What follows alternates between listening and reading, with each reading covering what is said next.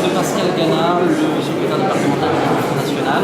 Alors, est-ce que les résultats qui vous arrivent au fur et à mesure de cette soirée vous conviennent?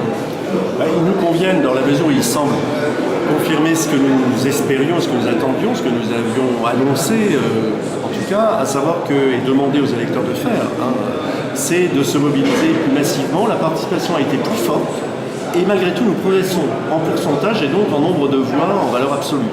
En pourcentage et en valeur absolue, c'est énorme. C'est variable selon les cantons parce que les configurations locales, face à la droite, face à la gauche. En général, j'ai l'impression que nous progressons plus face à la gauche.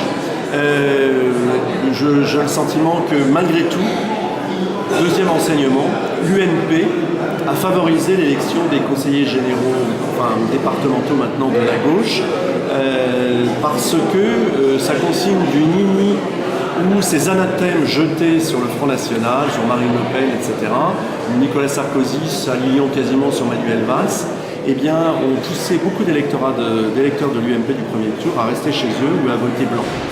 Et dans ce sens, je pense que c'est un suicide politique à terme. Vous espériez prendre un canton, c'est pas le cas? Oui, nous aurions espéré prendre un canton, nous ne savions pas d'ailleurs lequel, parce que c'était très difficile, ils étaient tous les 34 possibles, avaient des configurations très différentes.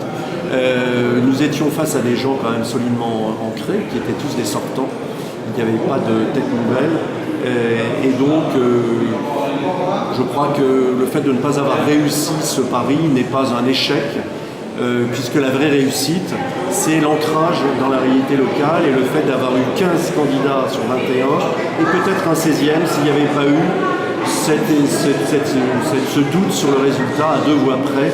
Et nous espérons que ça donnera lieu à une cantonale partielle dans les mois qui viennent. Merci, Je vous en prie. Bonne soirée. Bonsoir.